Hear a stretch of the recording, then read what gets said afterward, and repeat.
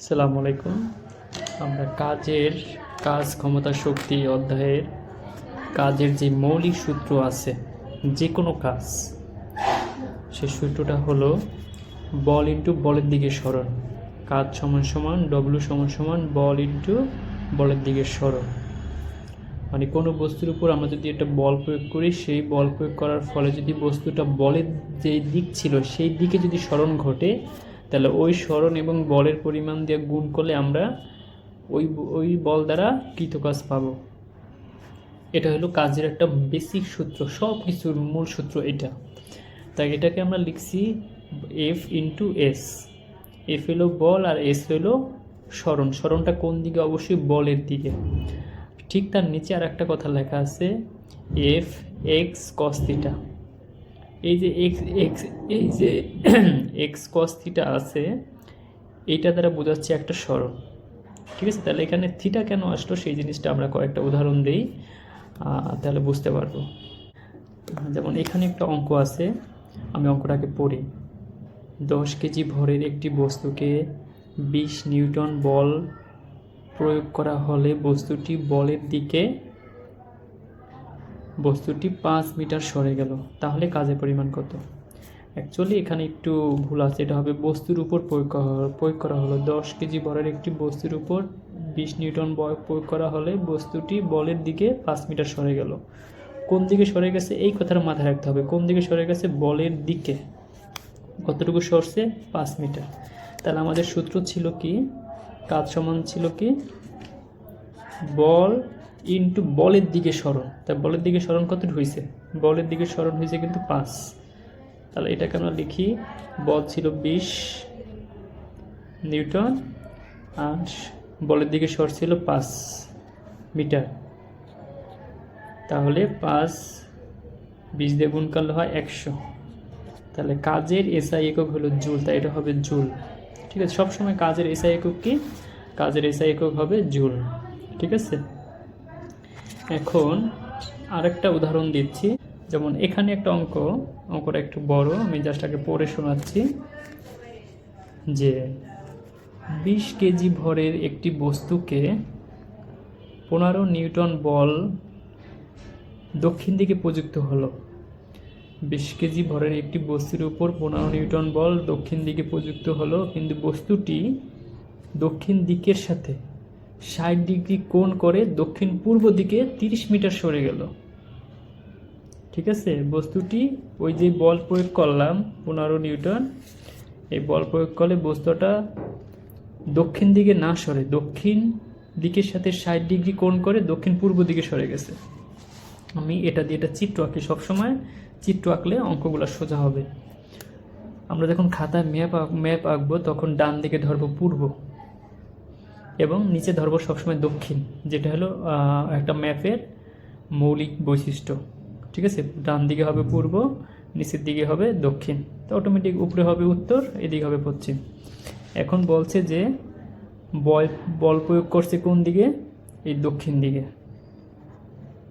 দক্ষিণ দিকে করছে বল প্রয়োগ। কত নিউটন ছিল? 15 নিউটন। ঠিক আছে, এবং বস্তুটা সরে গেছে দক্ষিণ পূর্ব দিকে 60 ডিগ্রি কোণ করে। ঠিক আছে, দক্ষিণ পূর্ব দিকে কত ডিগ্রি কোণ করছে? এই যে দক্ষিণ দিকের সাথে 60 ডিগ্রি কোণ করে দক্ষিণ পূর্ব দিকে সরে গেছে, মানে এদিকে সরে গেছে। কত ডিগ্রি কোণ করে? 60 ডিগ্রি কোণ করে 30 মিটার সরে গেছে, মানে এইদিকে 30 মিটার সরছে 60 ডিগ্রি কোণ করে। ঠিক আছে, এখন বলছে যে কাজের পরিমাণ কত। তাহলে আমরা জানি কি কাজ সমান সমান কি ছিল? ডব্লু সমান বল ইন্টু বলের দিকে বস্তুটি সরণ, বল ইন্টু সরণ। এখন বলের মান তো আমরা জানি, কিন্তু বলের দিক ছিল এই দিকে, কিন্তু বস্তুটা কি বলের দিকে সরছে? সে তো সরছে এই দিকে, বস্তুটা এখন এই জায়গা চলে আসছে, কিন্তু বলের দিক তো ছিল এই দিকে। হ্যাঁ, এটাই হলো বিষয়। যখন বলের দিকে সরাসরি বস্তুটা সরবে না, তখন ও বলের দিকে বস্তুটা কতটুকু সরে গেল সেটা পরিমাপ করে বের করতে হবে। অ্যাকচুয়ালি বস্তুটা এখানে আসছে, অ্যাকচুয়ালি বস্তুটা সরছে হলো, আমি যদি কল্পনা করি এখানে ঠিক আছে, মানে এখান থেকে আমি এই যে বলের উপর একটা লম্ব টানবো, লম্ব টানলে আমার এই যে এখানে যতটুকু দূরত্ব, এই এতটুকু দূরত্ব হলো মূলত বলের দিকে সে সরছে। মানে বিষয়টা হলো তার সরাসরি এদিকে সরার কথা ছিল।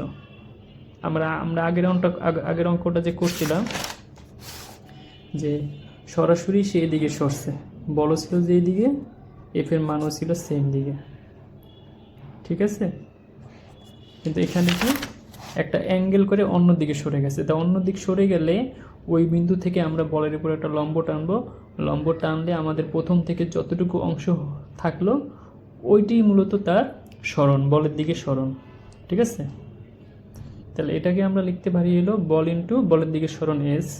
এখন এই যে এস এর মান, এটা হলো এস, এটা হলো এস, এই এস এর মান হলো অ্যাকচুয়ালি এস কস থিটা। এই এক্স হলো এই যে এখানে যতটুকু সরলো সেইটা, এই এক্স হলো এইটা, ঠিক আছে। আর থিটা মানে তো ওই যে যত যত অ্যাঙ্গেল সেটা, ঠিক আছে। এটা আমরা অ্যাকচুয়ালি কস দিয়ে বের করা যায়। কস দিয়ে কীভাবে বের করছে আমরা জানি কি, কস থিটা সমান সমান কি ভূমি বাই অতিভুজ, তাই না। তাহলে এখানে যদি এটা যদি হয় থিটা, তাহলে ভূমিকে এটা থিটা হইলে অবশ্যই এটা লম্ব, তাহলে ভূমি হবে এই যে এতটুকু দূরত্ব, এতটুকু দূরত্ব আমরা জানি, এতটুকু দূরত্বকে আমরা ধরছিলাম এস। তাহলে ভূমি বাই অতিভুজ, অতিভুজ হবে কোনটা, অতিভুজ হবে এই যে এটা। তাহলে এখানে অতিভুজ হলো এই এক্স, এক্স মানে 30, ঠিক আছে। তাহলে এই যে এস সমান সমান কী হলো, যদি আর গুণ করি তাহলে এস সমান সমান কি কস থিটা ইন্টু এক্স, তো আমরা সেটাই লিখলাম, ঠিক আছে। মূলত এখানে মূলত মানে ওই জিনিসটাই মাথায় রাখবে যে আমাদের বলের দিকে ওই কতটুকু সরে গেল, সেটা যদি অ্যাঙ্গেল করেও সরে তাহলে অ্যাঙ্গেলের ওইখান থেকে আমি ওই বলের উপর একটা লম্ব টানবো, লম্ব টানার পরে আমার যতটুকু অংশ হইল এখান থেকে এই পর্যন্ত যতটুকু অংশ হয়েছে ওটাই হলো তার বলের দিকে সরণ। মনে থাকবে, এটা আমরা ত্রিকোণমিতিক মান দিয়ে বের করি, কিন্তু একবারে সরাসরি মনে রাখলে এটা এইভাবে, কিন্তু মূলত বেসিকটা এটা কিন্তু খুবই ইম্পর্টেন্ট বিষয়, মনে রাখতে হবে। দেখো একটা ইন্টারেস্টিং ব্যাপার, যদি সে এদিকে বল প্রয়োগ করছে, যদি সে এদিকে সরে যেত, এদিকে সরলে কিন্তু মানে সরাসরি পূর্ব দিকে সরত 90 ডিগ্রি কোণে, তাহলে কিন্তু থিটার মান হয়তো 90 ডিগ্রি, তখন কিন্তু কাজের মান হয়তো 0। তার মানে কি আমি একটা বস্তুর উপর বল প্রয়োগ করছি, সেই বস্তুটা যদি আমার ওই বলের দিকের সাথে 90 ডিগ্রি কোণ করে সরে যায়, তাহলে কিন্তু বল প্রয়োগ করলেও আমার শক্তি খরচ হয়েছে, তারপর কিন্তু ওখানে কাজের মান 0।